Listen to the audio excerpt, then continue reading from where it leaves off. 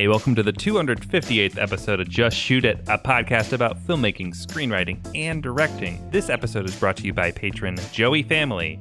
I'm Matt Enlow. And I'm Warren Kaplan, and today we are talking to a bunch of actors. This is definitely not a regular type of episode for us. We were invited, luckily, by the Strasberg Institute, which is a school for actors. You could say we were guest lecturing. We lectured. We were practically professors, basically. You were mostly lecturing me. But I was wearing a turtleneck and like a jacket with the pads on it. You mean the elbow pads, like the patches? Yeah, exactly. I have a ponytail now. Yeah, it's a COVID tail. Anyway, so they invited us to just talk to some actors, and I can't remember who exactly came up with the topics. I think David Strasberg had said that a lot of actors feel this pressure to be more than just actors, to be content creators and writers and directors and cinematographers, and to make content. So we talked about that a little bit, but I think we also talked just generally a lot about casting and auditions and what we like to see and what we don't like to see, and how it's evolved in the times of everyone putting themselves on tape. You know, I think back in the day, pre-COVID, it was like sometimes you'd put yourself on tape. A lot of times you'd go into a casting office. Now it's like 100% on tape. So we really just talked a lot about how we interact with actors as directors. And I thought it was fun. It was potentially more fun for me than it was for them. Yeah, it was super fun. I think we've gotten some really good feedback, and I think the young actors were excited. I think maybe it's actually worth clarifying to people who aren't actors and who are still curious about this episode. When we say put yourself on tape, you know, it's not quite as simple as pulling out your phone and like selfie style shooting a monologue or the lines that someone has sent you. You know, at this point, there's been a Cold War, an arms race in terms of just getting higher and higher production value. Oren Kaplan, you are the kingpin of that right now. Yeah, where I have a 6x behind me. I'm sure you noticed. I shot an audition right before this on I've been shooting them. I was shooting them in S-Log 3 Cinegamma.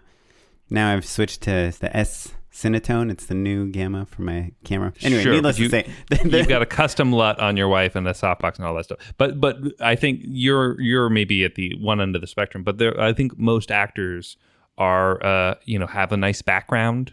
You know, like something kind of formal, maybe a curtain or a microphone, a ring light. That's kind of more or less standard issue at this point. And so it is a lot of pressure and something that actors are thinking about a lot. So, well, are you noticing that a lot of the casting notices, you probably see these because of your wife, who's also an actor, they are specifying what kind of shots they want the audition to be. They'll say like shoulders up, do a close-up for your slate, and then give us a full body shot, and then put the camera at eye level. They're really starting to direct these auditions because as a director, we've seen a lot of very, very poorly done self-tapes.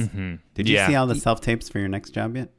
I have seen the self-tapes for my next job, and it is something where I think having really explicitly spelled out directions for what you're looking for, in a sense, it sounds a little overboard, but it's just nice to be clear and to equip an actor with as much information as is reasonable to give them a fighting chance at not letting the gear get in the way of us seeing how good they are as an actor, right? It's like, it feels like it's overboard, but it's really just like, I want everybody on an even playing field.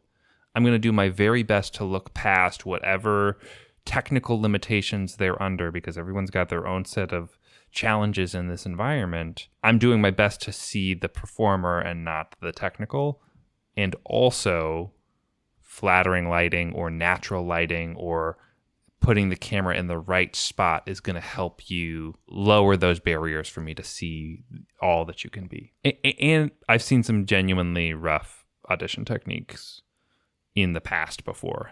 Yeah, I've seen the worst. I mean, I've seen really good ones. I've seen I think we've all seen everything, but there's this illusion that people can see past technical issues, I remember when I first started in film, like everyone's like, yeah, here's the edit. The sound's not great and the music's not great and but just ignore that stuff. And honestly, like, I cannot ignore it. I don't understand. Like, people would show me cuts with like a gunfight, but they haven't put gun sound effects in there yet. I'm like, I can't tell you if the scene works or not because I don't know what it sounds like. So to me, with an actor, sure, I'm going to try to judge you and try to ignore the dog barking in the background. But honestly, I'm probably going to be thinking about that dog more than about you. And so it's exactly like you said. The technical stuff is about getting rid of as many distractions as possible. If you have a wireless mic, that's a huge plus. If you have bright lighting, so I'm not struggling to see your face, that's a huge plus. It's funny, when I first moved to LA, my roommates were all actors, and a few times, they needed to put themselves on tape for some audition, like usually more like the theatrical stuff. And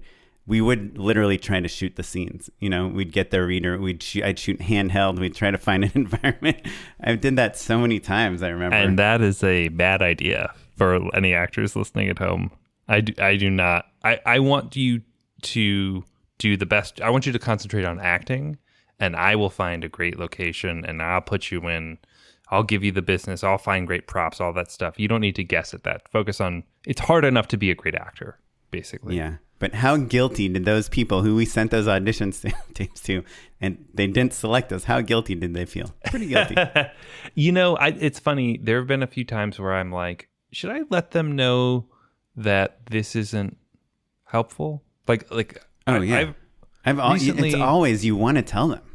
Yeah, just like, hey, because I know their heart's in the right place. I want people to like do their best. I appreciate that they're going the extra mile. Like I saw something a while ago where like someone had put music under a self-tape, and I just was like, oh, and like cut together a little montage. Oren and I were both married to actors. All I want is for actors to do their best work and for their tape to shine through and for us to remember them and cast them in something eventually, even if it's not the first thing that we see them in. I still don't know if my wife really loves me or if it's all just performance. Yeah, she's a very good actor, so I would be worried too if I were you. Wait, before we continue, and we love actors. We want actors to be good. Every time we see an actor, we want it to be good. Just know that, actors that are listening to this. I'm gonna say one thing, which is this last job that I cast for, that also shot, in the same place you're gonna shoot at. One of the roles was a father and daughter that were fishing at a lake.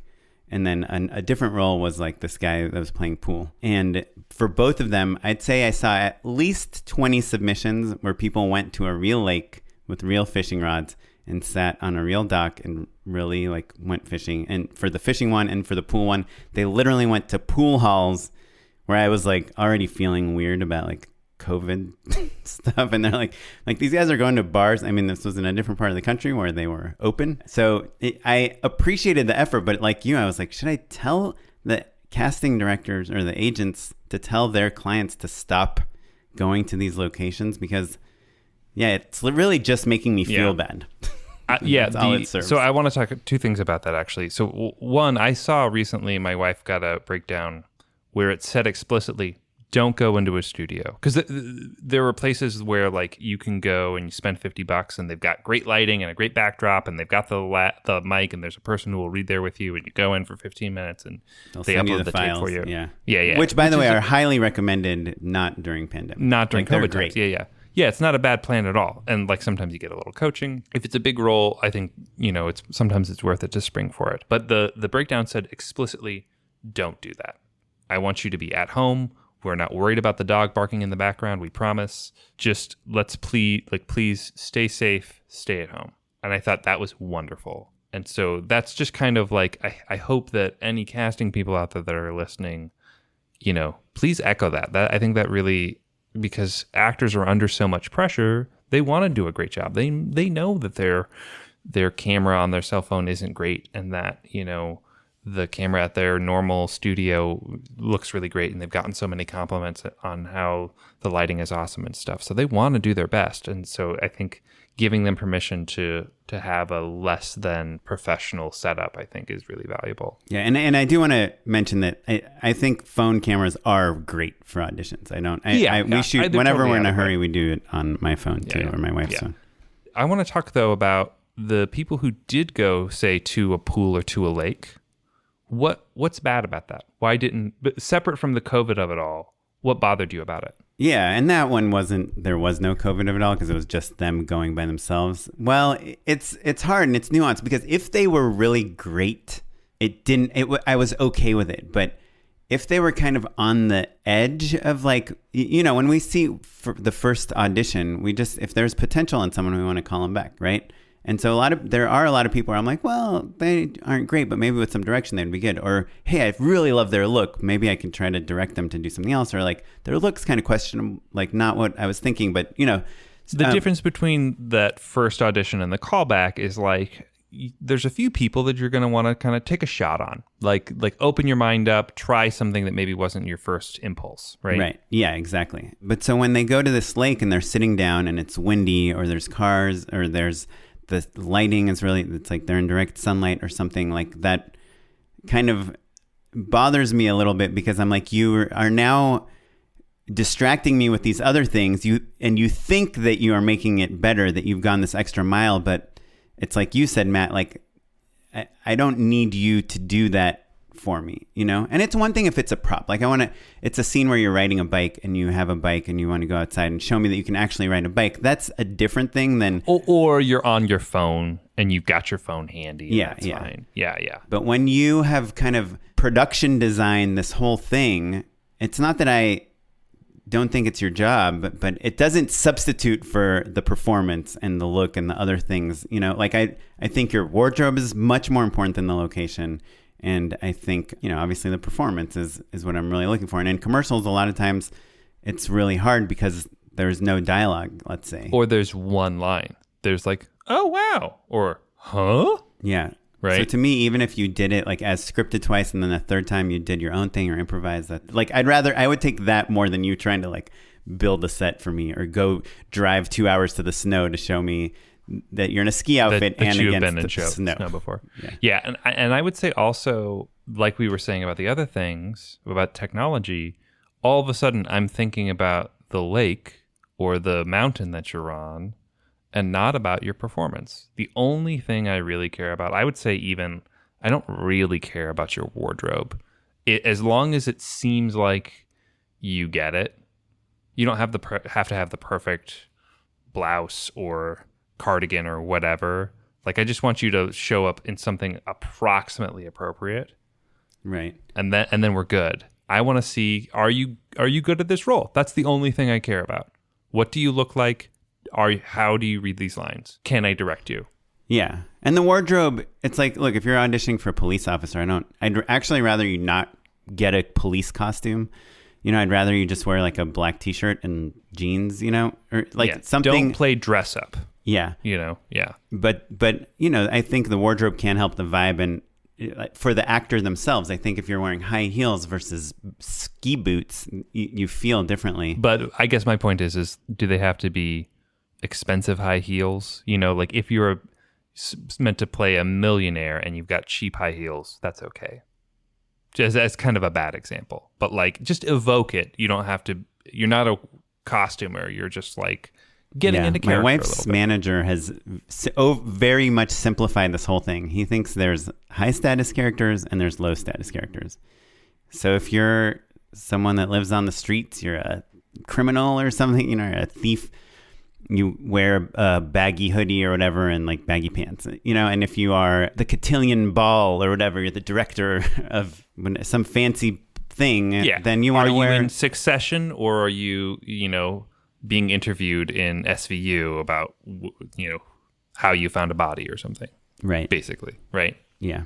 But yeah, so it's all about just kind of building a vibe for you as a person and not really for what's behind you. Cool. Well, this was going to be a short intro, but it's not a short intro anymore. but I really did enjoy speaking to those actors. A few of them have emailed me already with their resumes and headshots and videos and many other things that I probably won't get a chance to watch all of them, but I appreciate it. Did you get any emails? Yeah, I think that there is a kind of tricky thing. There have been people who reached out to me who had a question that's germane to the things that we talked about. Like, hey, will you look at my reel? I'm worried that maybe I'm doing the thing you told me not to do, right, or something like that. And in fairness, I did say at the end, like, feel free to keep in touch, Yeah. And And I think that's a really good way to engage us and talk to us and like trick us into seeing your materials, right?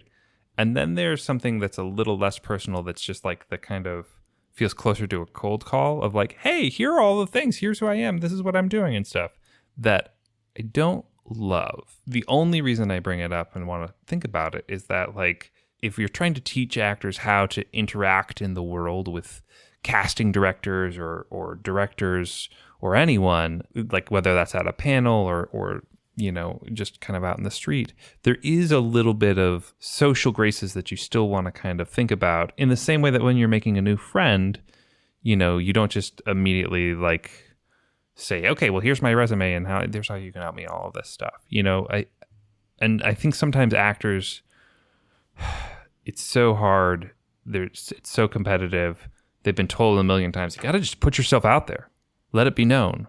But I guess there's just like a bit of strategy in engaging with people on a personal level rather than just like, here's all the ways I'm going to tell you about myself.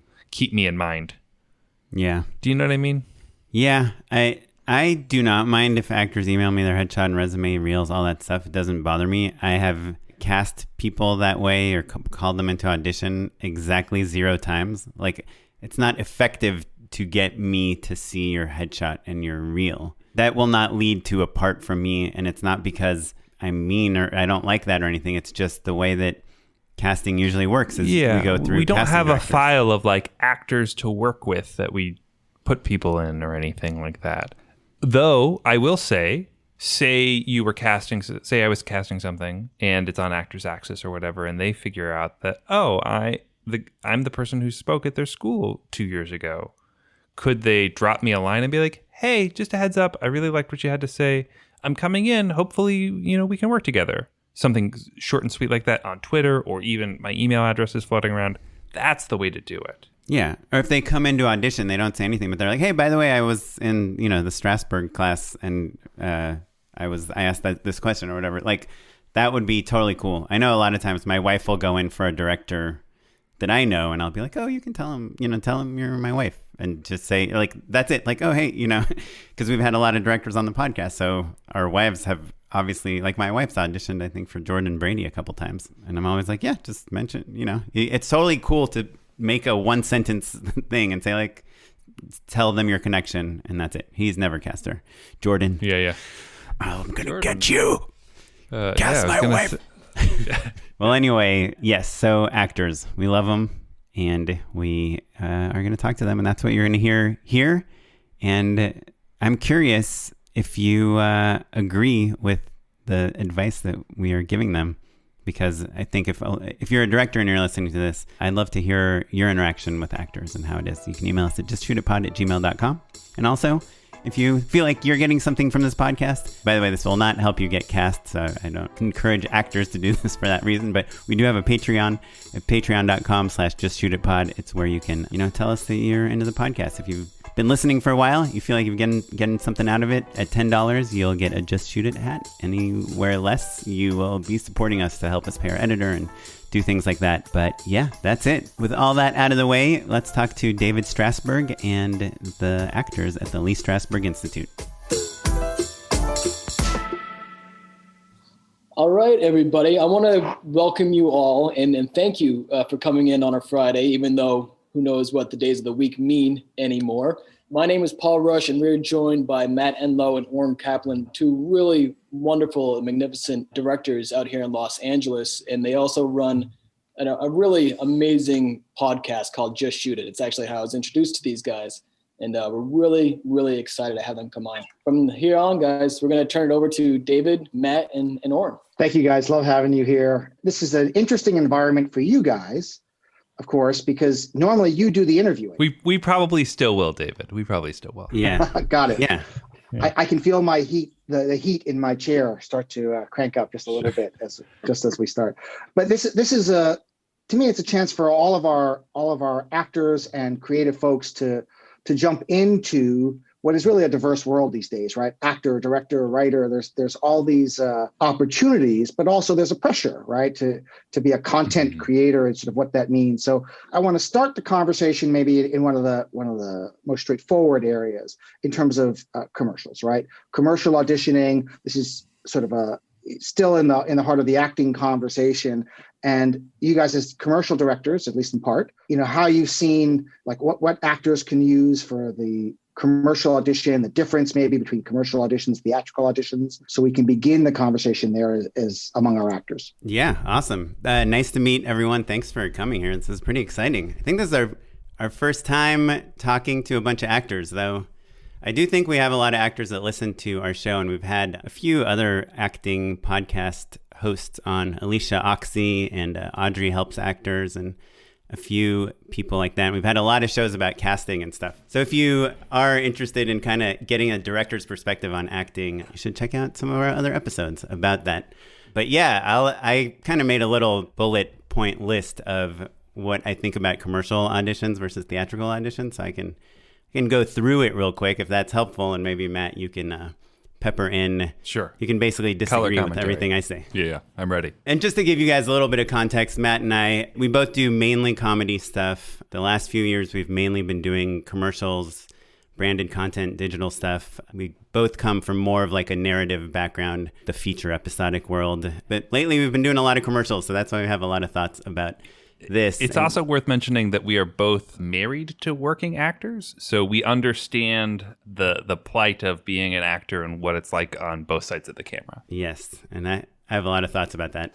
We'll try to hold the relationship questions until the very end. Sure. Right. So if we're having trouble managing a relationship as an actor, we'll keep that aside. I mean, maybe to start, actually, as we think about commercial auditions and working in commercials as an actor, is to think about what the value is, right? I think most of the folks who started Strasberg are really thinking about, theatrical auditions, really getting into story and character, and it can be comic, right? But usually with that sort of gravitas that comes with a really well-trained actor. Yeah, no, understood for sure. Yeah, you guys are about the craft. You're really digging in backstory, a lot of substitutions, right? I feel like that's kind of at the heart of your, yeah. I mean, Oren, maybe walk us through your bullet points, because I feel like that'll probably encapsulate a lot of what's good about commercials, because I think both Oren and I, based off of our background, we were surprised to like commercials. I guess, Oren, you've always liked them, but like as a kid, I was like, oh, I would never be interested in doing commercials. That sounds, I was too snooty for it, basically. And now it's one of the things that I love to do the most. So who knew? Yeah, I think I've always loved advertising and commercials and everything ever since I was a kid. And there's like, those Geico spots, the Jack in the Box stuff. There's just so many amazing commercials. And I know it's like, it was cool for a long time to not like commercials, but I've always enjoyed them a lot of times more than like what they are in. I think a lot of people, like obviously the two kind of big pluses of doing commercials as an actor is you make money, right? You get residuals if they're a SAG commercial, which unfortunately a lot of commercials are non-union nowadays, but you can make a lot of money in commercials for a day's worth of work. And you also get a lot of practice being on set, and it's like really technical practice. It's like hitting marks, knowing where the light is, seeing how cameras work, how sets work, how everything works. So I think as directors, we kind of, obviously we'd rather be, directing an Oscar-nominated movie or an Emmy Award-winning show, but being on set is way better than being at home. And in terms of kind of getting paid, usually is a big reason people get into commercials. That said, commercials aren't, I think, easy in any way. I think a lot of people think of them as just this thing they're going to do until they get their big break. And at least on the directing end of things, it's like an entire industry on its own. And it's just as competitive for directors as it is for actors, which is something I think a lot of actors don't realize, like how much we are competing to get the job of a commercial. Like we as directors, we're not writing the commercials. We're not pitching the idea. That is all coming from marketing departments and agencies. And we're up against 100 other directors, just in the same way you're up against 100 other actors, to try to get the job to direct this commercial. And a thing that makes me really like commercials and makes me think of them as an interesting challenge, which I think applies to actors also, is that I'm not always in love with the concept or the product or the material, but when you're pitching on it, especially as a director, when you're trying to convince the agency to hire you, you need to tell them like why you think this idea is cool, and you try to find kind of your way into the material. Yeah, how you connect with the material. Yes, for sure. I think kind of going back just a tiny bit, the other thing that, Oren, you touched upon that I think is interesting for an actor, the amount of money that goes into production on a commercial is the highest that you are likely to be around in your early career, right? Unless you like really luck out and end up on like a TV show or a big Hollywood movie early in your career, this is your first chance to be on a real honest to goodness set in a way that, you know, student films and smaller things and independent projects and web series, all that stuff has primed you for, but you're not going to learn how to like be around a techno crane, for instance, on your friend's web series.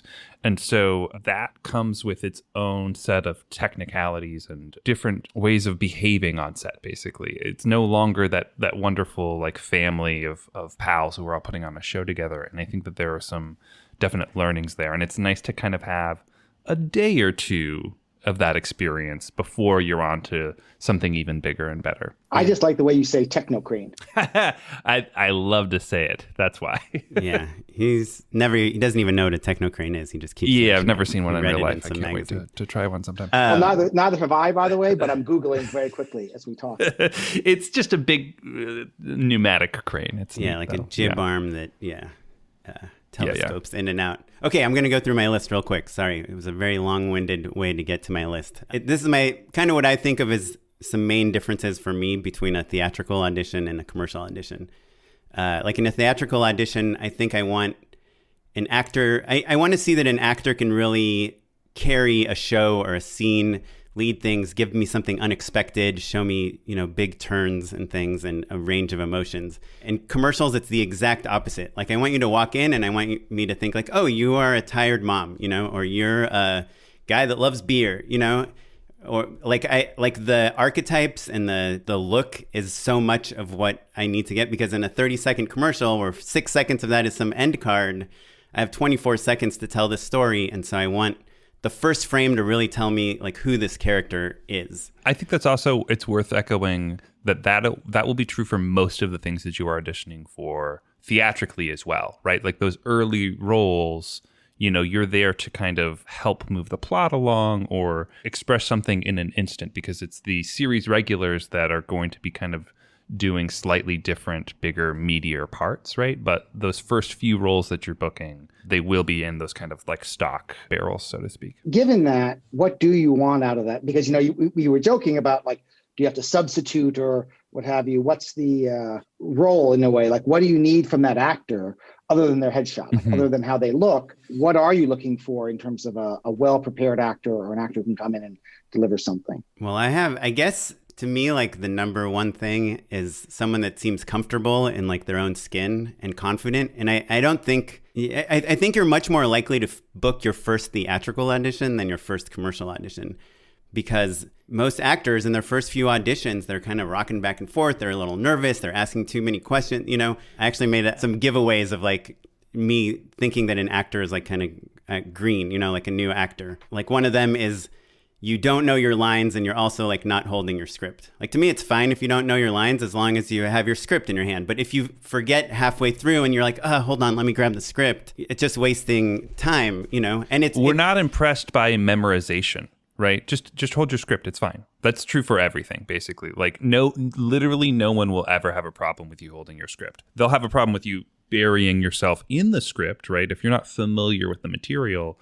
But like, if you just need to like do a quick little double check here and there, that is so much better than flubbing things or making a show of flubbing things, which is the absolute worst. Yeah. I guess the other thing that I do think experienced actors do is if they mess up and it's like a big mess up, or if like someone comes in with the sandwich order in the middle of your audition or something, like I think a lot of experienced actors will say like, hey, is it cool if I take that over from the top? I think a lot of new actors are really scared to say that. But we, as directors, we want to see that we can work with you, that we're going to like, oh, there's an issue here. Let's like figure out how to fix it together. And even though it sounds silly, like you just saying like, hey, I was super distracted by the sandwiches. Like, is it cool if we start over? Or I mess that up. Is it cool if I take it from the top? Usually it's fine. I mean, in a theatrical, like a 17-page audition, and for on page 15, we probably don't really care to go back to page 1. But in a 30-second spot where you're giving like, the Old Spice monologue, it's fine if you want to start over because something happened that threw you off. So I think that's a thing. Also, like having a super locked-in performance. Like a lot of times, a director will say like, okay, let's do that again. But this time, instead of like, you love your husband, you hate your husband or whatever, right? It's not because that's what we think is right for the part. It's because we just want to see that when we're on set, we can change something real quick with you, because that's what a commercial set is like. Hey, say it like this, say it like this, say it like this.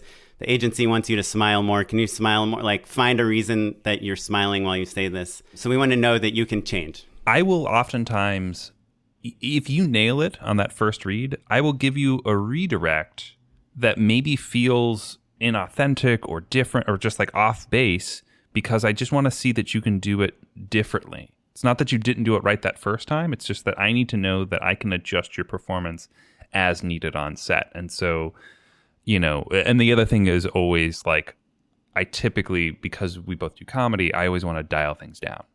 Like I want to see a big version and I want to see the teeny tiny version, and we'll probably end up somewhere in the middle, but knowing that I have that range of like selling a joke super, super hard all the way down to something dry as a bone means that I know that I can kind of dial things in on set. That said, most of the time, what you do in your audition is probably what we're looking for if you get cast. It's unlikely that we talk too much to someone on set because there are always 1,000 other things that are going. So if you're doing it right, we're probably not talking to you very much. And that's, again, true for TV as well. Yeah, actually, 2 quick follow-ups on that I'm curious about. One is there an issue if you don't give someone a redirect? If someone has an audition and the director goes, thank you, is that bad? Like, if you like someone, are you always giving them a little extra time? No. It's funny, David. I think about it, haunts me. I had a friend who I'd cast a couple times in like college humor videos and stuff like that come in, and he was just, it was like perfect sandwich dude or something like that. I can't remember. It was just like, he was like a little scruffy. He had like the plaid shirt on, his hair was disheveled. It was like the dude, basically, like, adult frat guy, basically. And I had him do it once, and like, that was it. And I remember the reader turned to me and he was like, that guy thinks that he did a terrible job. And I was like, oh no, I loved that performance. It was just like, oh, we got it right. That's that. Like, maybe, we'll send that tape along. And so that's actually maybe the thing that's the trickiest to convey to everyone, is that there are so many different things that determine whether an actor gets cast or not. And I have not cast so many performers that I thought were great and nailed it and would have been perfect, but just for whatever reason, out of their control, utterly out of their control, we just didn't cast. And it can be, I always will make the joke, like, sometimes it's like, hey, look, you look like the creative director's ex-girlfriend. There's nothing I can do about that. Do you know what I mean? And so there's something liberating about that. You go in, you nail it, we remember you, and then you can just be zen about it. It's not a big deal whether it happens or not. So you can control only as much as you can in the room, and then it's just kind of up to the fates, basically. Yeah. I'd actually written a note about this. I said, just like I made a note of like general tips, which one of them was like, don't read too much into how many takes you did or what direction you received, just because every director is totally different. Like Matt said, or if we're eating a sandwich, Oh yeah. That reader said that actor probably thought they didn't get it. Most readers I work with tell me that every actor probably thinks they did get the role, because like I'm always just like super encouraging, because I really like actors and I want them to feel good about the audition, even if they didn't do exactly what we needed. But yeah, I wouldn't read into it. And it's hard. It's actually like another thing that I don't think actors realize is that most commercial auditions are where, and again, it's different. It's a little different with Zoom. It's actually not as different as you would think. But usually the audition is the first time the director is hanging out with the agency people since the director got the job. So the director meets the agency people to pitch to them, and you usually don't really talk to them again, whether it's in person in an audition room or on Zoom, until casting. And so, yes, we're auditioning you, but it's also the director is auditioning themselves. Like, this is where like a creative director and a copywriter and an executive producer and another producer, like, are all watching me, and you're my 17th audition for Monica or whatever, and they want to see what I'm saying to you. So I feel like I can't just say the exact same thing in every single audition. So I'm trying to show them how I work with actors in this audition. And so sometimes, this doesn't happen to me as much anymore, but when I first started doing commercials, I used to really try to gauge what the agency thinks about the actors. And maybe I like them. They're saying all the words wrong, but there's something super quirky or interesting about them. And I think it's interesting, but I can tell that the agency people are like not paying attention. So I just don't have them do a second take, and I let them go. And after that, the agency people will be like, wow, that was really interesting, And so... And you're like, wow, I would have done another take. Yeah. Oren, you're making me realize, I think it's worth it to clarify agency client hierarchy, because I want to make sure that everybody knows the parties that we're referring to, basically. Show of hands. I'll hop into gallery view real quick.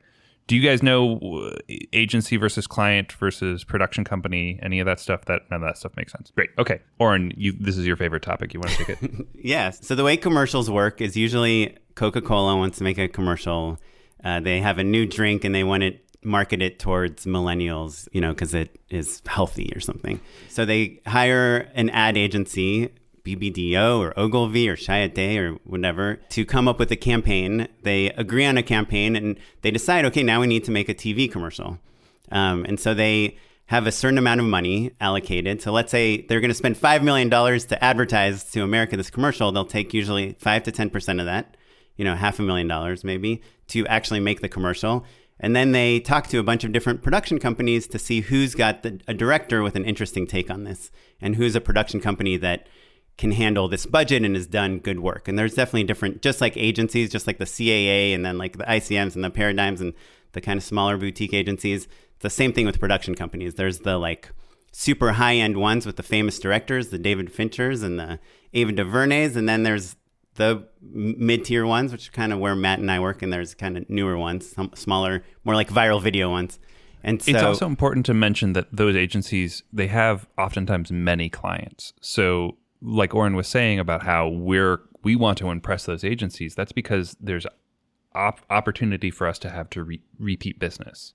Like if Oren kills that Coca-Cola commercial, he knows that, well, the Coca-Cola account has, X number of beverages under it in the first place, but then there's probably a couple other, Fortune 500 companies that they represent that do a lot of advertising. So those relationships are super important to us, basically. So like he was saying, we're trying to impress them as much as actors are trying to impress us. Yeah, it's because crazy. We're all trying to get the next job. Because Coca-Cola is paying for it. So what they say goes at the end of the day. The agency has come up with the creative idea. What they say trumps what we say.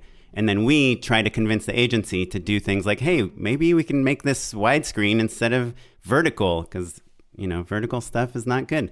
And that's like kind of the relationship. And then when it comes to casting, it's one of the few elements of production that is really affected by everyone. From Coca-Cola will have an opinion on it.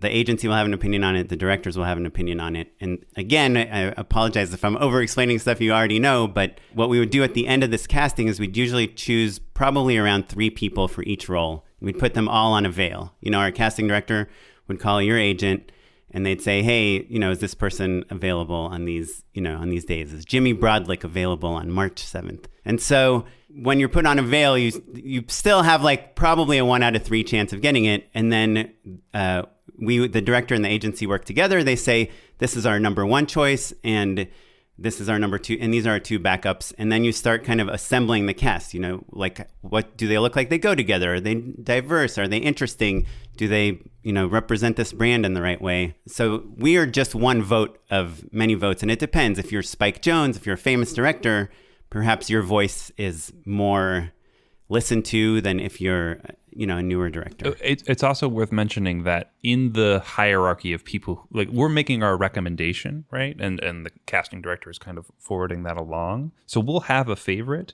but we are probably, maybe some agency people, but we're probably the person who understands where the actors are coming from a technique level, from a training level, the best, right? So at a certain point, it's like a guy in marketing at Coca-Cola who was like helping to make that final decision, that final call, right? So we are lobbying. We're saying, hey, I really like this person because not only are they funny, but if you notice in this audition, they did X, Y, and Z, which illustrates to me that they can do the job properly, right? But we do a lot of translating, I guess is what I'm saying, to try and make sure that people who are not trained in acting or the arts in any way are getting the best product possible. That's kind of what our main job is, because a lot of the creative decisions have already kind of been made by committee before we're even part of the project. Yeah, and I think to that point, like one thing that is kind of weird about commercials is I do feel like a lot of directors don't have very strong relationships with the actors that are in the commercials, because you do this audition and then next time you see them, you're on set and you're so busy with all these different things, but really, like, part of your job as a director is to communicate with the actors, and part of the actor's job is to communicate with the director. And I don't know about you, Matt, but I've been on like so many commercial jobs where I feel like the actors barely talk to me, like they're almost like don't want to get in my way, but or I'll go and I'll say hi, to them in the morning in like the makeup chair or whatever, and they're like, hi, and I'm like, do you have any questions? And they're like, nope. And it's like I like it when the actor's like, hey, when we do this scene, what do you think about this? Or like, I really like it when actors bring collaboration, even though we're talking about a commercial, even though you have one line or many times no lines. To me, it's exciting to work with actors. So even on something really small where you're just supposed to like do a double take or something, I'm always happy to hear ideas. Yeah. Just know though that the technocrane is really intimidating. It is. It's hard to compete with that. There's two guys. What are they both doing? Yeah. Is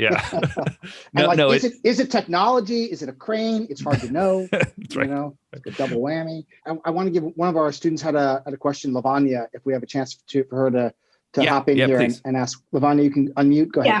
Awesome. Hey, guys. I just wanted to say, first of all, thank you for popping in and being willing to answer questions, since I think a lot of us are surprised that the director end also has so much competition with regards to who gets that job. And so as an actor, I'm wondering, what are the things that you guys have done in your pitches that have most frequently allowed for you to book jobs to be directing them? That's a good question.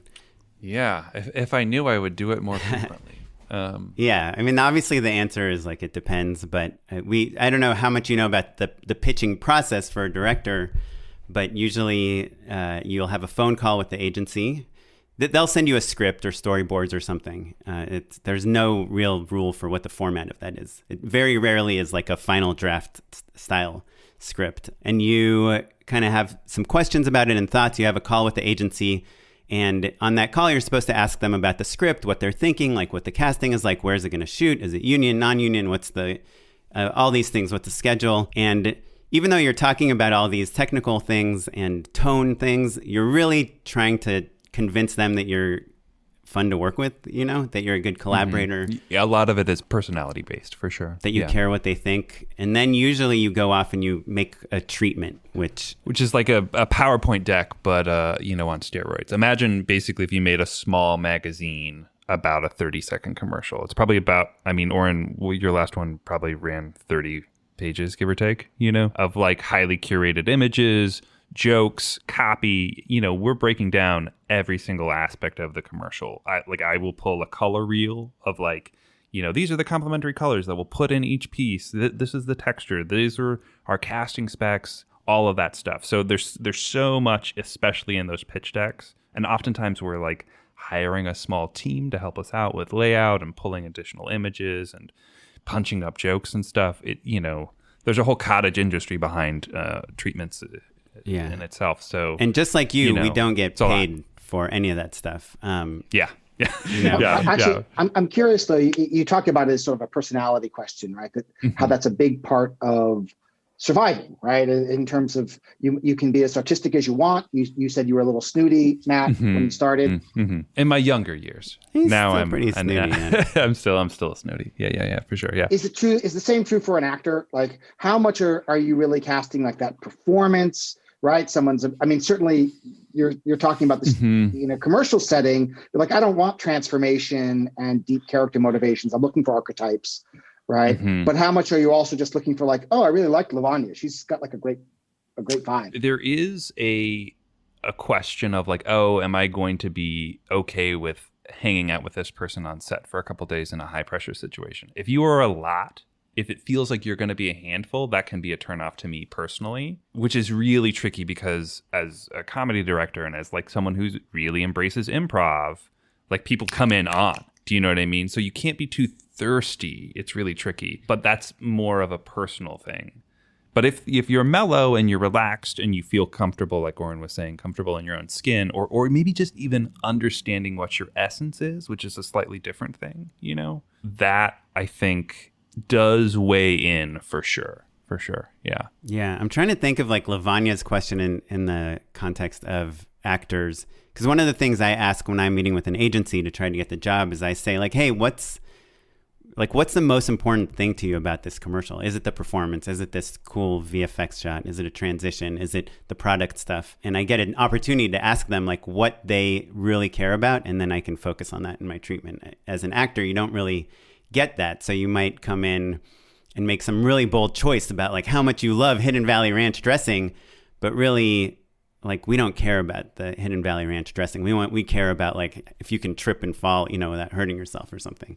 It's a good question. I think there is, technique-wise, actually, there's something to think about there in terms of where you are in the day, right? Like how tired we look, I think is going to be a big factor because at a certain point, if you're early in the morning, you know that like you're going to be the person to beat. You're setting the standard, right? But later in the day, we've heard this script, you know, in 5-minute increments all day, right? And so especially with comedy, you know, you can throw a little button on it or a spin or surprise us in some way. Anything to just wake us up later in the day, I think is valuable and it would be worth thinking about for sure. Yeah, 100%. It's interesting. This conversation is rich and there's a lot to jump into here. And I want to shift us a little bit because frankly, there's so many things I want to ask you guys. And I think we're just on bullet point 1 is what you're saying, David. Yeah, well, a little bit, right? But one thing is, if there's one big takeaway I'm hearing right from the beginning for all of our actors is that there's an entire world just in the commercial space, right? An entire directing profession, a directing career in this. You know, I do think that, you know, Oren, you were saying in the beginning how much you enjoy commercials and you like making them and thinking about them. And, you know, I think we've seen a lot of directors who have brought the sort of quick, flashy sensibility of a lot of commercial work and then sort of transitioned it to other stories, to long form stories, right? So I think there's actually been a lot of creative play there. So that's one thing. It's a bigger world than many actors maybe consider it, where they're like, I guess maybe if a commercial wouldn't be bad, would help me pay the bills, instead of recognizing, no, that's someone's career on the line. Like this is this is a profession and a business. And that person could be the next Spike Jonze. Yeah, fingers crossed, right? But even if they're David, not, you were saying. Yeah, no, but you're right. You're right. But even if they're not, even if it's not a means to an end, which is, I think, even the way I came to the conversation a little bit, like, oh, you can build your resume and understand set protocol and all that things. But to look at it and say, no, there's actually like there's a job to be done really well here. Yeah, I mean, look at like one of the best commercials from last year, I think 2020. If you guys saw the Apple HomePod spot with FKA Twigs, that's like directed by Spike Jonze, you know? Like you can make her and then make an awesome commercial. Like it's not like one, like you just do commercials and then now you only do features or TV. And I think with acting, the same thing, right? It used to be like, oh, you do TV until you get into movies like 30 years ago, right? It's Strasberg level 1.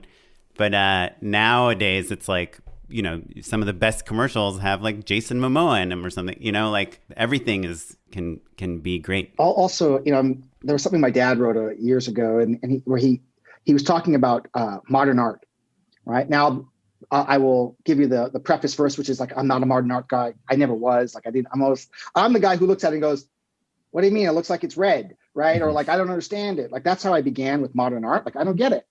And my dad said, it's supposed to be the highest form of art, because what you're doing is like, in a way, there is no meaning. You're not using form as if like, here's an image that we understand, an archetype, right? That you're reducing it to its essence. Like you have to understand meaning. So it's a way of taking away all these inessential pieces and in a very small space, communicate a lot, like the Mhm, essence of mhm. something. And in a way, I hear some of that of like, oh, we're trying to get a lot of story now. Like forget about a Disney story, which, we're always pretty tight, right? Like you have like 75 minutes, maybe 70 minutes to get this arc, and they're pretty sharp in terms of their timing. But here you got 30 seconds, right? Heck, if it's online, you might have 15 seconds, right? Exactly right. You have a few seconds to tell a compelling story. And so you do need to use archetypes, right? And shortcuts in a way so that we can do it. But actually there's a tremendous opportunity there, right? For a creative person to contribute something. Right. And we get to pay super close attention to every single second of those 15-second spots. We get to dig in and really craft them in a way that on longer form pieces get a little looser. Right.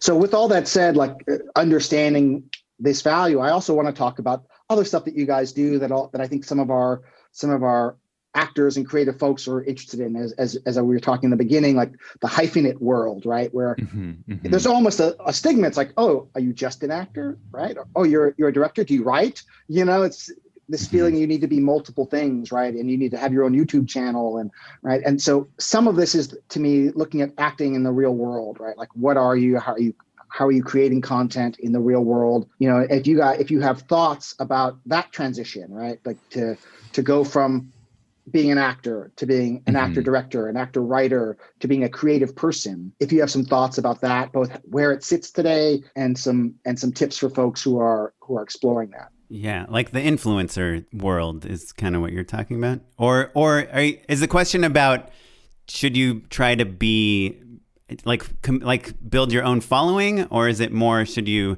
just be making short films and things? Or make your own Fleabag is what you're saying. It's kind of everything in between. It's actually, I was really thinking about the last, not so much the influencer side of it. While I think you guys actually, you are influencers through the podcast, you've created an influencing space, right? I don't know if you think of yourselves that way, but you've carved out a second channel, if you will, to use your creativity. But it's this notion of actors as people who create content, like to speak to the folks as if they're directors, right? Who are going to be looking at creating independent content. I know a lot of the folks, a lot of the faces I see here, I know are writing. Some of them are writing and directing. So just to move the conversation into that space a little, also, like, one, how easy is it? There's this myth now. It's like, well, anyone with an iPhone, it can be a director, right? And like, what's the truth of that? We're off bullet points, but I'm just curious, like, what your thinking is around our actors as people who are also going to be creating content. There's a ton there, right? So I think maybe the first thing that comes to mind is that I know as young actors, there's probably you feel a lot of pressure to be like, oh, like, am I going to be the next Phoebe Waller-Bridge? And I hope you all are, right? Like that is incredible. But I think that if you don't have that interest, if you're not curious about writing, if you're not curious about directing, that's okay as well, right? Being an actor is super hard in and of itself. So I know that there's a lot of pressure and there's a lot of buzz about these kind of multi-hyphenates. If you do have that curiosity, follow it, chase it down, run with it. And I really encourage that. But, again, like I said, I feel like everybody's feeling like a lot of pressure to become a great TikTok dancer and also write a one-person show and, hopefully they're, in Fringe next year or whatever, right? So that being said, having actors lack control in their careers pretty frequently. And so writing and directing is a very tangible way for you to, not wait for permission, so to speak. But you have to take it seriously, I guess, is really the other edge of that sword. So if somebody's writing and they're into it and they're like, you know what, or I'm always writing something. What's your advice on that first script? The first thing, there's two thoughts. One, write it so that it's cheap, because the first thing's probably gonna be rough around the edges, and that's okay. That's 100% okay. But if you blow your life savings on it, that's probably not something that I would recommend. Like the point of like everyone can be a filmmaker, everyone's got an iPhone or whatever, is true to an extent, and I think that gives you permission to make a lot of mistakes. And that they don't have to be in public. You don't have to put that on YouTube if you know that it's not necessarily representative of your ultimate vision. It's okay to like start small. So I think being resource conscientious, but also just in knowing that like no one is born a perfect filmmaker with all of the resources in the world. So just shoot it is the other part of it. Go for it, scratch that itch, and be okay with them being rough. I mean, I guess I think there's kind of two components. There's like creating content, and if that content has value on its own is one thing, and we have seen some actors. There's the woman that did like those Trump lip sync videos that's now, I think that helped. I think she already had a career, but it really helped accelerate her career. There's some times where content on its own can help your career. I don't know that I've ever like cast someone because they had written this thing or directed a short or whatever, that from the casting perspective, I don't know that how much value making content there is. But I think from a practice perspective, it's like super valuable. And the problem with being an actor is that you just have no control over who hires you or not. And the way you become a good actor is you act a lot, and that's why if you can do a play, it's amazing. If you can take class, it's great. That's why, acting, it's like football players, right? They're like always training, even if they're amazing football players. And actors, it's not like you learned acting and now you have to stop, working on it. And so making your own content is like the best way to get to act, and you can write yourself good roles, or if you're not good at writing, you can kind of write interesting outlines or come up with good conflicts or copy a scene from a movie. As a filmmaker myself, I do a lot of that stuff. I have a camera and I just shoot things with my kid just because I have an idea. Oh, wouldn't it be funny if she like walked and fell down and then like she fell out of the top of the frame or something? Let's just try that, and maybe I'll put it on Instagram and maybe someone will say like, oh, Oren, I saw you did that thing. We're doing this similar project about kids falling from the sky. Like, do you want it? So it's like putting yourself out there is super valuable. And I guess I reject the premise of your question, David, of what should they write for their first thing, because it doesn't matter, they should just write whatever they will actually make. I think that's making the stuff is more important than what you're making. What I heard in all that is it's very dangerous to be Oren Kaplan's kid. That is true. That is true. Oren, you're hitting on something that I think is worth bringing up, though, that I think is probably pretty important.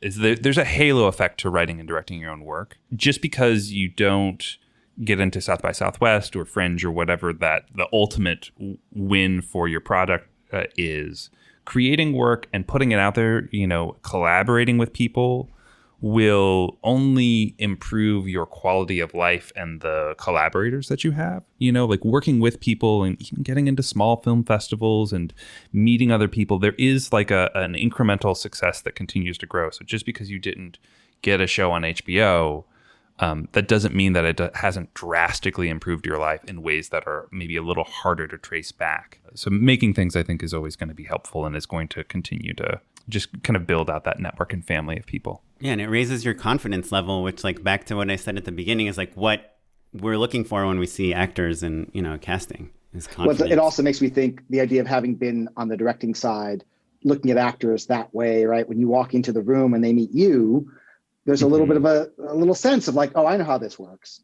And I know what's personal, yeah, sure. Right? A little bit of confidence that comes just from less uncertainty, even if you're not in control. Even the confidence to say like, oh, I know what a mark is, but like, is that like, do you want me to do, like, to admit that you don't know everything? Because I think a lot of newer actors also will like just pretend they understand everything you said and then not really kind of wing it, And I think the more you do it yourself, the more comfortable you are to even be honest with like other filmmakers, if that makes sense. So then thinking about that now as letting actors be actors for a moment, that's them as content creators, right? And I do think that there's a value in that creativity, right? In any form, just keeping it exercised. And I love the notion of staying empowered in your career, right? So this gives you a chance to sort of flex that muscle, right? And stay fresh.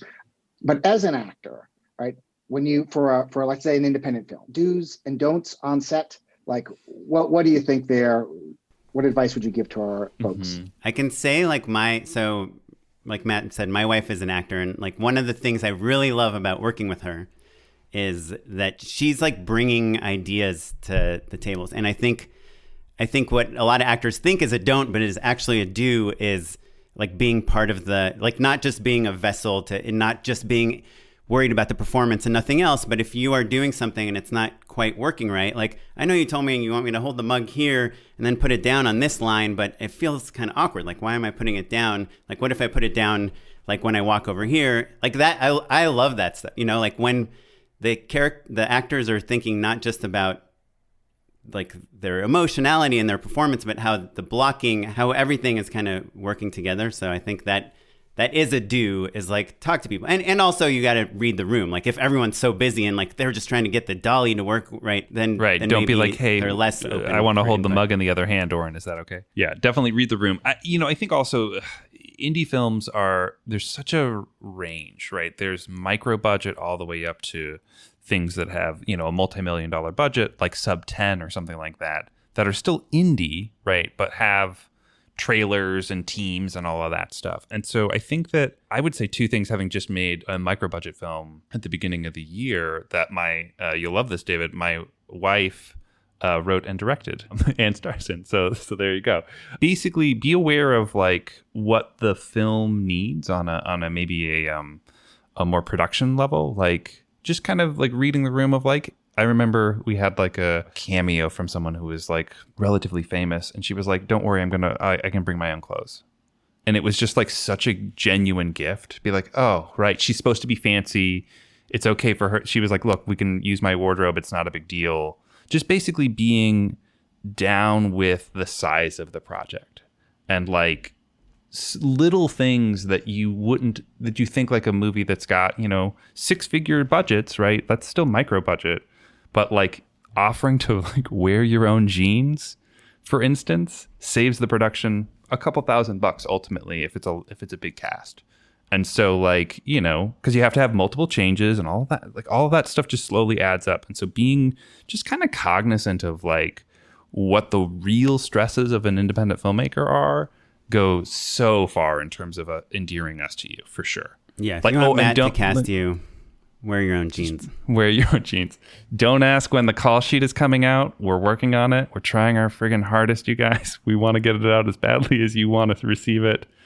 Stuff like that, Be aware of like what your team is saying. Like your agent's asking for a private driver. That happens to us all the time. And we're like, I know for sure this person can just drive themselves. They don't mind. They don't want us to send an Uber, or even worse, a tired PA at the beginning of the morning who has to pick up the breakfast burritos too. I will say, but that's more practical stuff. Yeah, this is super obvious, but like do know your lines and be off book, and like it actually doesn't even hurt if you know everybody's lines. I did this show with this, I guess she's like an influencer actor. Her name is Anna Akana. She was like one of the busiest people I've ever met in my life.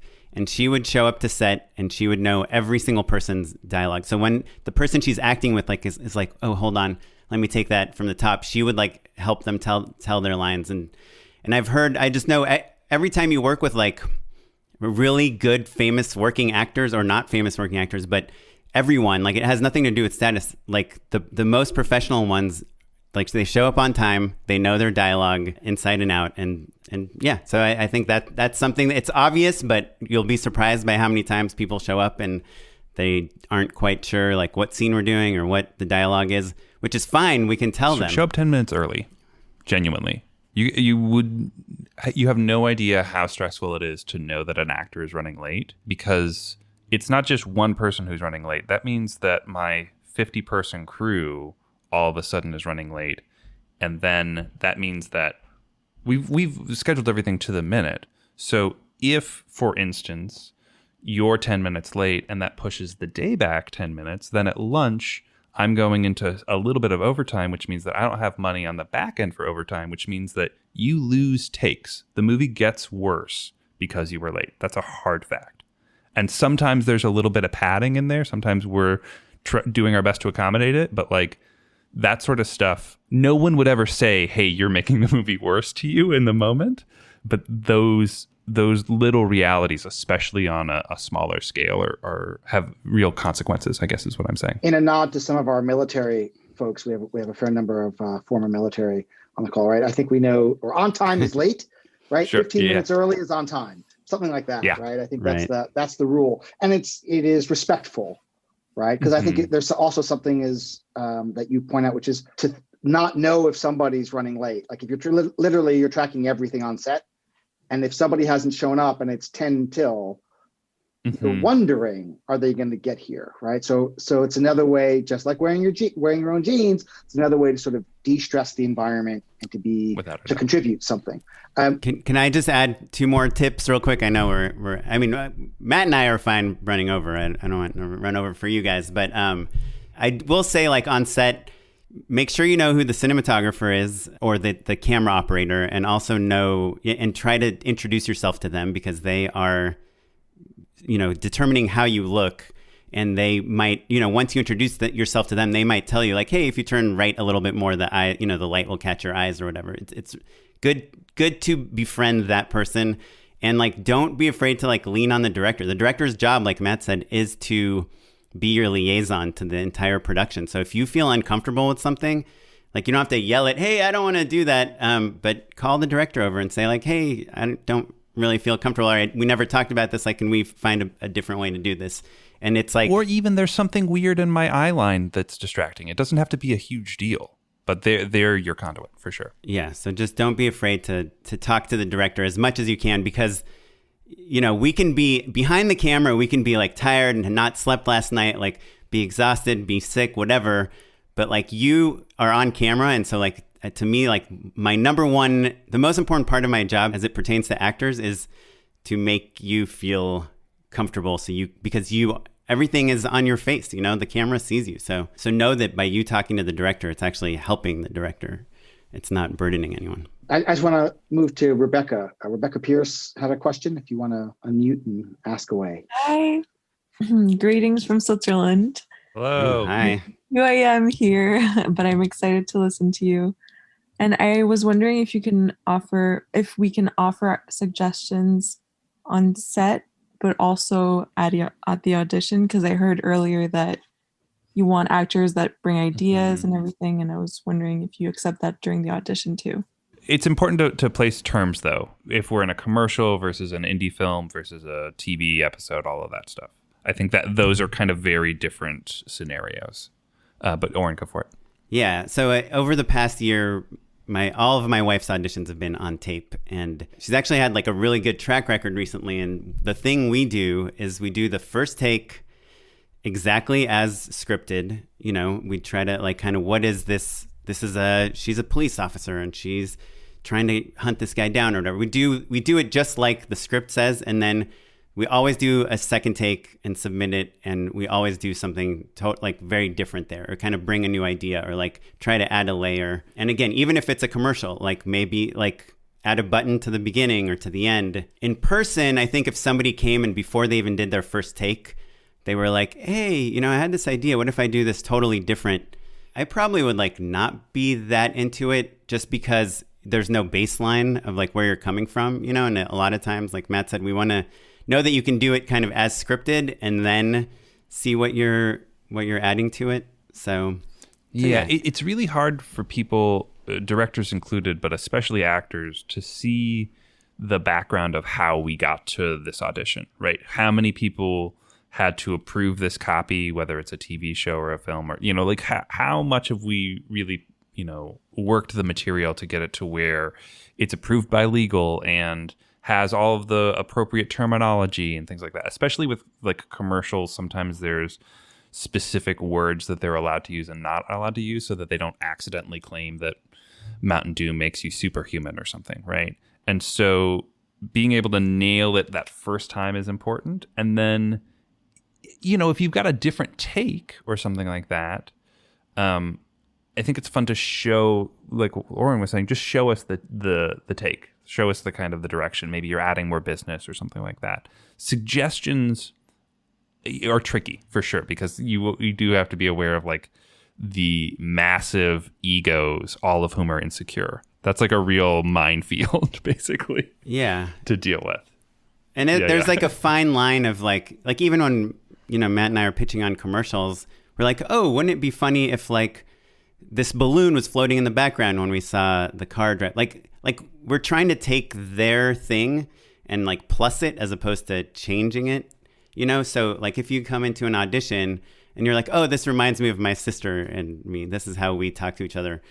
and then you go into it, and then at the end you're like, yeah, my sister would say that. I think if you approach it like that, where you're doing our material, but you're just showing us why you're connecting with it, I know it's subtle, but I think that's the type of thing that I guess when I say I like actors that collaborate, that's what I mean when they're trying to make our stuff work as opposed to trying to replace our stuff. Yeah, there's in commercials in particular, there's some code words that, because I think due to SAG, you can't ask an actor to rewrite your script. That's messed up for many reasons, but also against SAG rules I understand it. But so sometimes people will say play with it, make it your own, right? All of that stuff. And that's oftentimes a code for put your own spin on it. So if you did have a button or you did have a take or something like that, it's tricky. I have very mixed feelings about that because you could imagine in a reality where an unscrupulous person could be like, I'm going to cast this person, but I'm going to steal that joke. That's going to happen.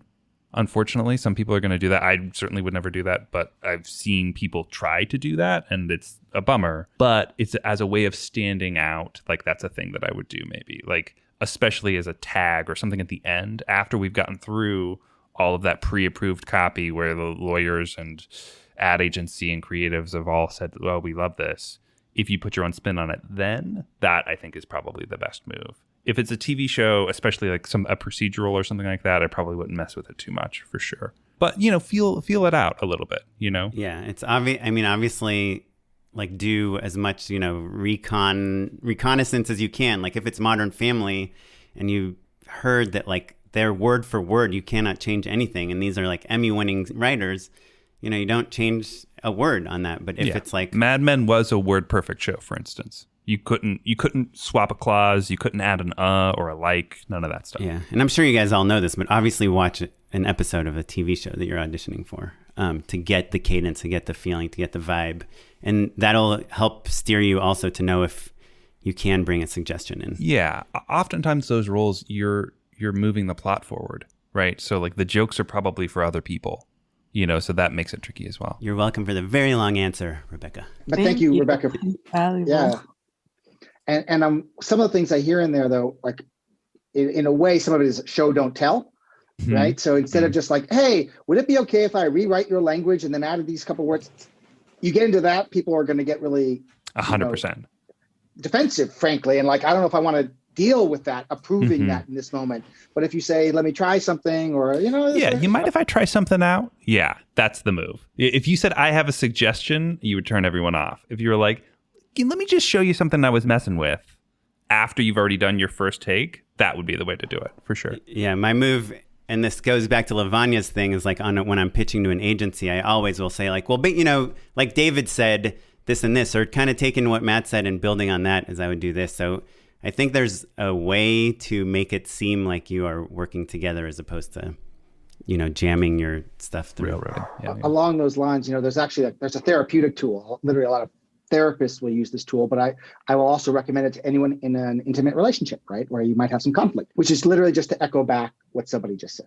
Before you put forward that idea that's in your head, you say, got it. So Matt, I'm hearing that you wish that people really understood everything you were going through to get to that point in the process and how many layers of approval you need. And you will echo that back until someone says, yeah, exactly. Right. Yeah. But here's the funny little manipulation in it, right? Is yes, it has the power to make the other person feel heard, right? And you do it in part so that person can relax for a moment and be acknowledged somehow, right? And seen. However, it has a sneaky other purpose too, in a wonderful way, which is that we can't get your mind to focus on anything else until that piece has been moved. Until you know that we've understood you, you're going to have to fight for your position and you won't be able to hear our position. So from a performance standpoint, right, this notion of first just do it as written, right? Nothing too crazy, just like how it sits on the page is sort of this way of echoing back.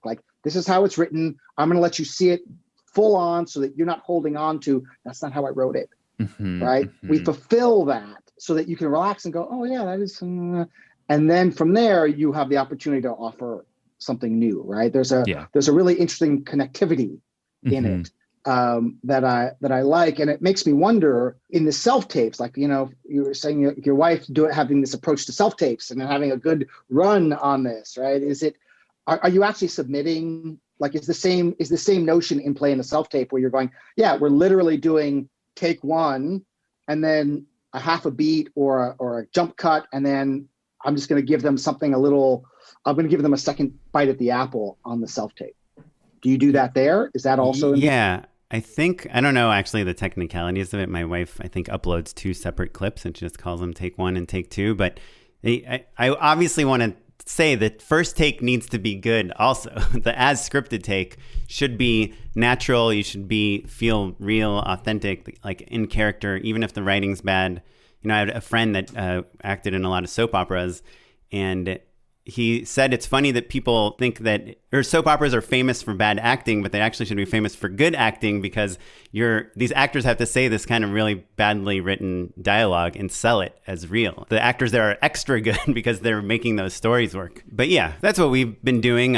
Also, in case we run out of time, I just want to say, good sound is very important, good lighting, the camera height, unless otherwise stated, should be at eye level. Like, stop recording yourself from very low. And we need to see your face. So don't be like in an insanely wide shot, and don't be super dark or super blown out. That said, everyone also is aware of the circumstances that we are all living in, right? So it's like, do the best you can, like find the best light that you can, find the most neutral background that you can, do all the best practices, but also know that, like, if there's a dog barking in the background because you've got neighbors nearby, or whatever weird problems we have with just staying inside all the time, casting directors get that. And like, I've seen a number of people on their postings be like, hey, don't go to a studio to tape. Like, stay at home. Like, we get it. We want everybody to stay safe. Don't go out, basically. So there's kind of like that seesaw back and forth between do the very best that you can, maybe go ahead and get yourself a ring light or whatever, but like, you don't have to build a studio in your apartment. 2 questions following up on this. One that I think is coming up a lot in our actors chat, which is, are you looking at actors' reels, or how much time are you spending looking at actors' reels? Is that just a casting director thing versus just the audition itself? And then this second question, that if you can slide it in here somewhere, is there a resource, including maybe one of the episodes of your podcast or some other place where would you send people to get a really great resource on their technical self-tapes, right? Camera levels and lighting and that sort of setup, assuming someone's not a filmmaker. Yeah, I think there's a million YouTube videos that even casting directors have made about camera setups. I can tell you our setup. We have this Rode Wireless Go. It's the wireless mic that you can plug into an iPhone or like a DSLR or something.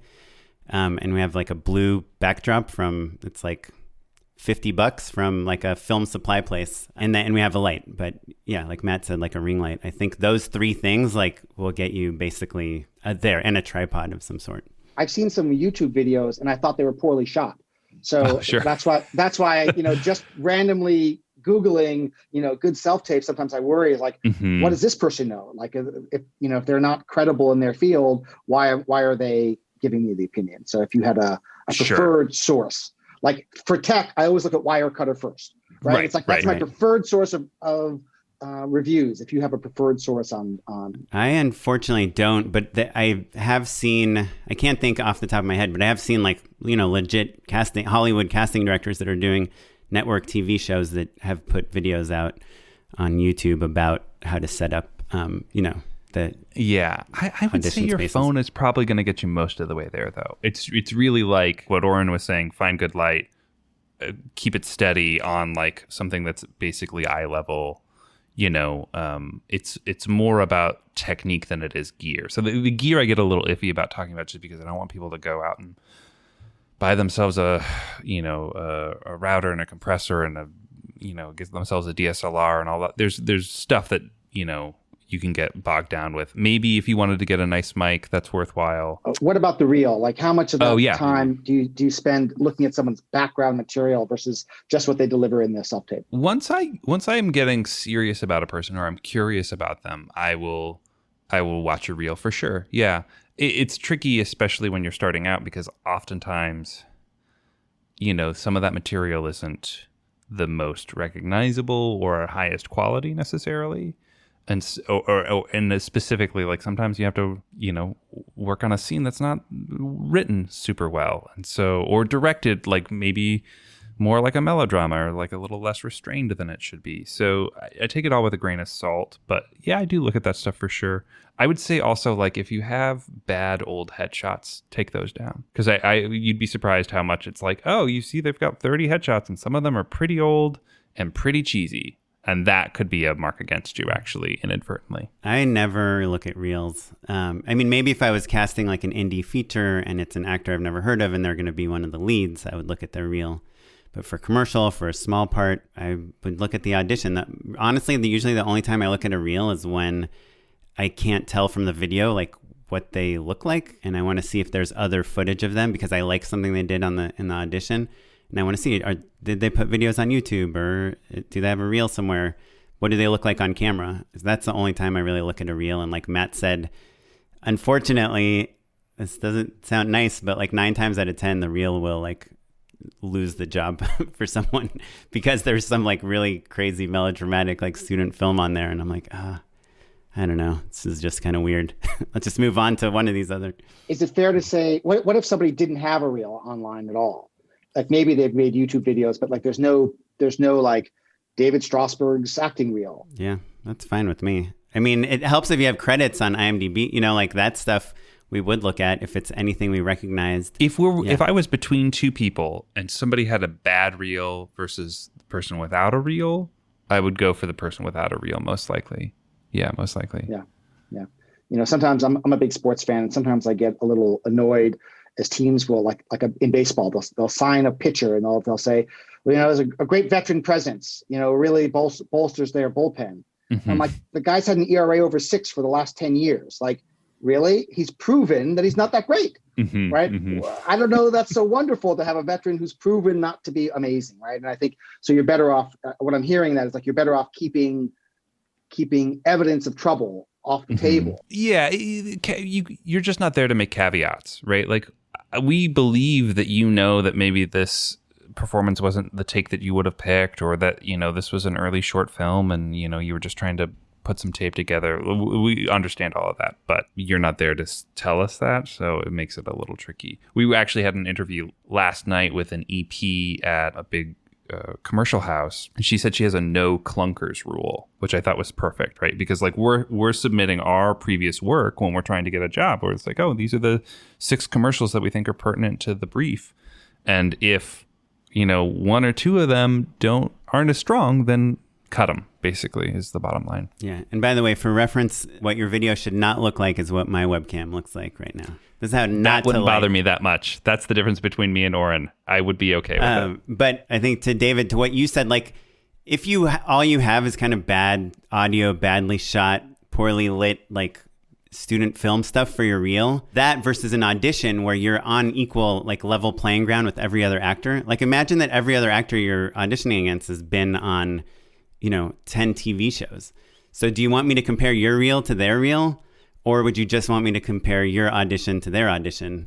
And that's kind of how I think about it. So unless your reel is going to like really elevate you and show me how experienced you are and how you've done all these great things, I would just stick with the audition.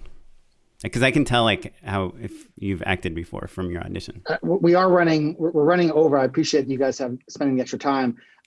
I want to ask a question we ask actually of all of our guests in this series. If you were to recommend one movie or TV show that you think like our actors really just should see, either because it inspired you so much or because you think the work is at such a high level, what would it be? I mean, I wrote down a couple things, but I don't know. It's a weird question because I feel like there's so many, every day I see new things that I think are so awesome, like Queen's Gambit or Killing Eve. The villain in Killing Eve, she's such an insane character that doesn't make any sense and no one would ever be like that, but you just can't stop watching her, right? She's so interesting.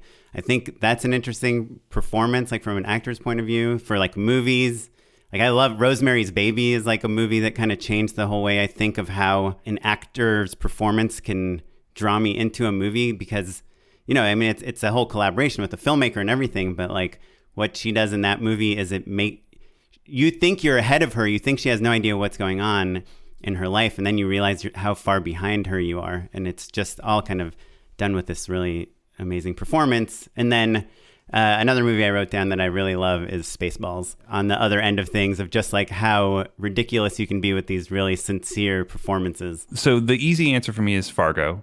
But that's just because that's like a perfect touchstone for me in terms of like performances are all pitch perfect. It's funny, it's scary, it's sad, you know, it's shot perfectly.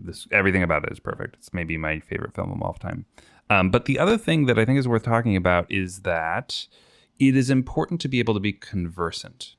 You know, like Oren was saying, like you're dropping Queen's Gambit or Killing Eve or whatever. It's good to know a couple episodes of everything that's kind of trendy and what creatives in Hollywood care about right now, because that's the closest we're going to have to water cooler talk. Like David, you were making a reference to, you know, a baseball, and you said an EAR or something. I have no idea what you're talking about, right? But I know for sure that the currency that we all share is caring about film and TV, right? So we care about acting. We care. So, you know, you don't have to have seen everything that played, you know, Slam Dance this year. But it's nice to just be aware of what's in the zeitgeist, basically, is the thing that I would recommend beyond just knowing the classics. Because if someone's like, oh, you know, were you on that? Did you see last night's, you know, are you caught up on Queen's Gambit and you don't know what they're talking about? You know, then that's a missed opportunity, I guess. Yeah, no, I think it's great advice, and it actually goes into even where we started the whole conversation around snootiness, right? Which is, I think sometimes you think, well, that I don't like that genre. I'm not a horror person. I'm a comedy person, not a drama person. And we start drawing these lines, right? Instead of realizing how self-referential the whole film business is, like everyone's influencing, like TV commercials are influencing the angles of feature films, and feature films have been influencing TV, and TV is now coming back and re-influencing stuff on the big screen. So that everything's referring there, and being able to understand it, not drawing these like sharp boundaries about who you are and who you're not, what you like, what you hate, I think is really, really valuable, right? To someone who's actually a professional. Yeah. And even that digital stuff, like I know we were joking about TikTok and stuff, but that stuff, I mean, is seeping its way into commercials and movies and everything. It's like, I think it's healthy to know everything. I had my old roommate when I first moved to LA was an actor, a really amazing actor, really like good looking guy too. And he hated commercials. And every time I went to a commercial audition, like you could tell on his face that he hated commercials. And I'm like, why are you doing commercials if you hate commercials? So I think people, if you're not into what you're doing, I think people can feel it. But like Matt said, something most of us probably have in common is we're into this stuff. Yeah. Well, I just want to thank you both again. This has been really informative. I'm learning a lot, but also I enjoy each of you. So I appreciate you sharing your time. Yeah, sure. Thanks for chatting with us. Okay, if you want to tell us what you think about us, we'd love to know. You can email us at justshootitpod@gmail.com. You can follow us across all social media at justshootitpod. You can follow me on Instagram. I'm at @okaplan. On Twitter, I'm at SmiteyPyleg. And I'm at Mr. Bad Enlow across all social media. This episode was edited by our very own Sarah Weirda. Our social media maestro is Derek Aiello. And our consulting producer is Ali Kornfeld. You're listening to the Free Music Archive and the artist Jahzzar. And that's all she wrote. Thanks, everyone. Bye.